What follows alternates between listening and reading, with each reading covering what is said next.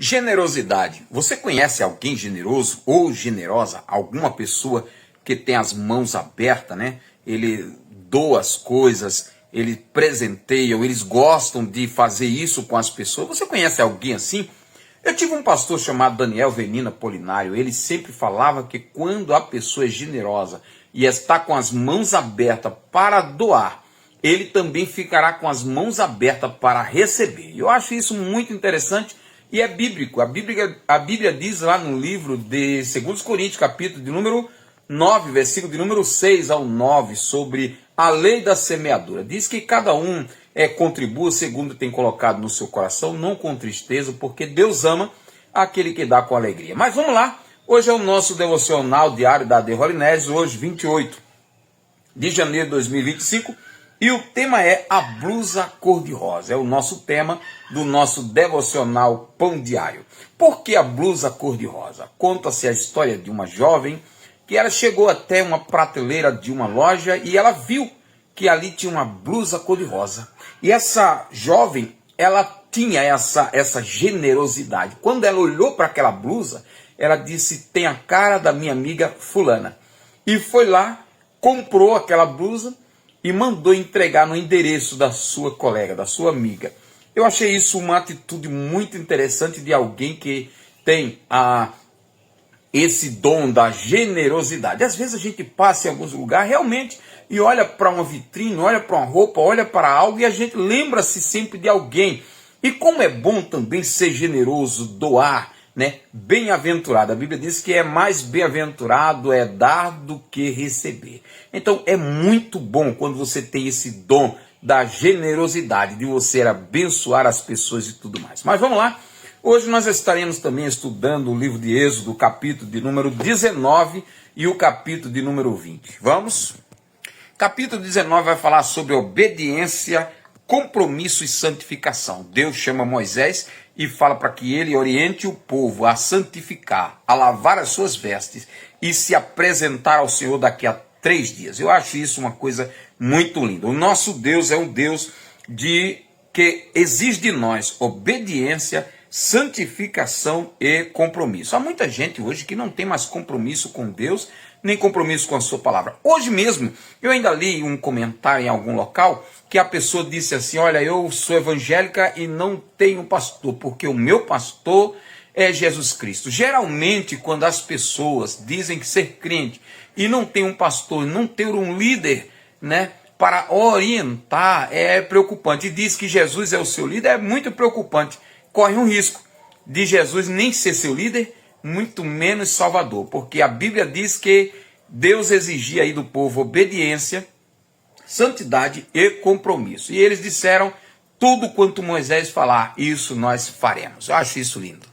Ainda no capítulo 19, Deus fala para Moisés: você sobe para cá para o monte, e ao redor do monte você vai colocar limites, né? Coloca limites para o povo não ultrapassar. Se o povo ultrapassar, seja animal, seja homem, quem ultrapassar será morto. Eu acho isso muito interessante também. É que Deus é um Deus que ele coloca limites. E tem pessoas que não entendem o que é limite, não aprendem o que é limite, faz coisas que não está na sua alçada a fazer. A Bíblia diz que um homem chamado Uzias, ele era rei. O profeta estava para ir fazer um sacrifício, só que ele atravessou na frente do profeta e inventou de fazer sacrifício. Sabe o que aconteceu? Pegou lepra. A Bíblia diz que Saul também ficou aguardando Samuel. Samuel demorou muito a chegar e ele passou os boi, passou o carro na frente dos boi, né? Como dizem aí. E o que acontece? Foi rejeitado por Deus. Então cuidado, tenha limite, obedeça limite. Limites foram feitos para serem obedecidos. Mais uma vez aí a palavra obediência, tá? Limites foram feitos para serem obedecidos, mas há pessoas que dizem: fulano não chegou, então vou tomar a rédea. Não tome a rédea se você não foi chamado para isso e não teve autorização para isso. Capítulo 20 de Êxodo, aí vem aí os 10 mandamentos, né? Os 10 mandamentos, e eu acho muito lindo também esses 10 mandamentos, Deus ordenando aí. Daria para a gente ler um por um, né? Não creia nem adore a um outro Deus. né? Porque Deus é só um. Aí o outro, não faça imagens de escultura, nem adore, nem se incline a ela. Número 3, não use o nome do Senhor teu Deus em vão. Número 4, lembra-te do sétimo dia para o santificar. Número 5, honra o teu pai e a tua mãe. Número 6, não adultere, né? Ou melhor, capítulo 6, não matarás. Capítulo 7, o sétimo mandamento é não cometerás adultério. O 8º diz não roubarás. O 9º diz não darás falso testemunho. E tem o 10º aí, que é sobre a cobiça. Não cobiçarás o carro do teu próximo, a mulher do teu próximo, a casa do teu próximo, a geladeira do teu próximo, os bens do teu próximo, o carro do teu próximo, e um monte de coisa aí do próximo. Porque tem pessoas, irmão, que misericórdia. E lá no monte ainda, voltando só um pouquinho aí, do capítulo 19 e 20, diz que o povo ouviram o som da trombeta que tocava lá no monte. O povo viram o monte fumegando, eles viram o monte tremendo, eles ouviram a voz de Deus lá no monte que falava com Moisés, e eles viram uma nuvem, densa nuvem, pesada lá, e a Bíblia diz que Deus estava lá no meio daquela nuvem. Que coisa linda, como Deus se revelava no Antigo Testamento. Aí a Bíblia diz que o povo, quando ouviram aquilo, tiveram medo de ouvir a voz de Deus para não morrer.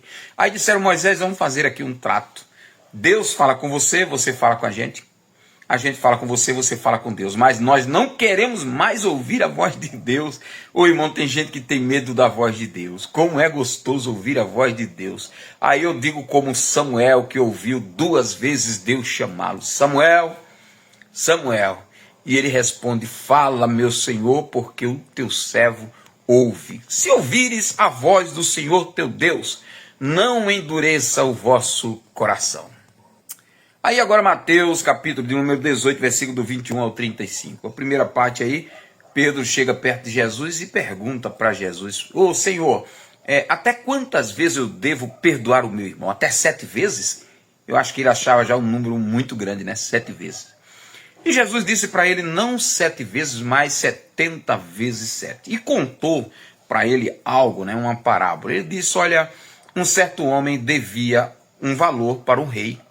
E o rei mandou chamá-lo e disse: paga minha dívida. E aquele homem dobrou-se, se prostrou perante o rei e disse: ó rei, seja generoso comigo e eu te pagarei tudo. E a Bíblia diz que o rei perdoou. Perdoou a dívida, e a dívida era uma dívida muito alta. Vamos jogar aí, 100 mil reais ele devia. Muito bem.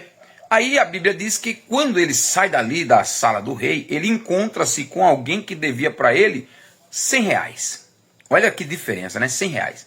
Ele agarrou no colarinho da pessoa e disse: paga meu dinheiro, paga meu dinheiro. E a pessoa disse: pelo amor de Deus, né, seja generoso comigo e eu te pagarei. Olha, mais uma vez sobre a generosidade, né? Seja generoso comigo e eu te pagarei. E a Bíblia diz que aquele homem não levou em consideração isso, mas mandou prender aquele que devia 100 reais em uma prisão até que ele pagasse o último centavo. Aí a Bíblia diz que quando os seus amigos viram isso, ficaram triste. Os amigos daquele que estava preso foram até o rei e disseram: rei, tu perdoasse aquele homem assim, assim, assim. E ele encontrou com um amigo que devia 100 reais para ele e ele não perdoou. O rei disse: chama ele aqui na minha presença. E chamou. E disse: vamos lá, como diz o nordestino: seu infeliz, eu não te perdoei a tua dívida, que era 100 mil reais? Sim. E por que tu não perdoaste aquele que só te devia 100 reais? Né? Tu não é misericordioso? Por que você não exerceu a misericórdia? Foi o tema de ontem, né? E a Bíblia diz que aquele homem, o rei manda prender aquele homem e castigá-lo. Aí o próprio Jesus disse para Pedro: assim também fará o vosso Pai, se não perdoardes os vossos inimigos, os vossos irmãos. Então, olha, Deus castiga. Cuidado, cuidado, né? Daí, nesse texto aí, Jesus disse que Deus vai pegar e vai dar uma chicotada aí nas pessoas que não perdoam, né? O não perdão, mais uma vez. Ontem foi misericórdia e perdão, e hoje tocando nisso de novo. Se você ouviu o vídeo de ontem e o de hoje, é porque Deus está falando com você já 2 vezes. E quando Deus fala 2 vezes com a pessoa o mesmo assunto, é porque Ele está querendo conserto. Tá? tá bom? Isso serve para você e serve também para mim. Deixe-me contar algo sobre o perdão, sobre a misericórdia. Disse que, eu ouvi esse testemunho, se você tiver tempo, escute isso aí. Eu ouvi um testemunho de um pastor, que ele pastoreava uma igreja, e um pregador chegou lá e pregou a seguinte mensagem: que tempo não apaga pecado, que só quem perdoa pecado é Deus. Aí aquele pastor que já estava pastoreando, ele levantou-se e disse: ô Senhor, eu pequei contra ti, porque quando eu era jovem, eu fiquei com a minha esposa, casei com ela, claro, mas antes de casar nós caímos e eu nunca pedi perdão. Aí ele procurou o pastor da igreja, né, o pastor presidente, e disse: pastor, eu quero pedir um perdão. Por quê? Porque aconteceu isso, isso e isso, eu caí em pecado com a minha esposa quando eu era jovem, quando eu era novo. Aí o que o pastor presidente fez? Reuniu uma comitiva de pastor e conversou com aquele homem. Disse: homem, vamos conversar com esse irmão. E reuniu-se uma comitiva de pastor e perguntaram: o que a gente faz? Aí um disse: não, irmão, o irmão já está...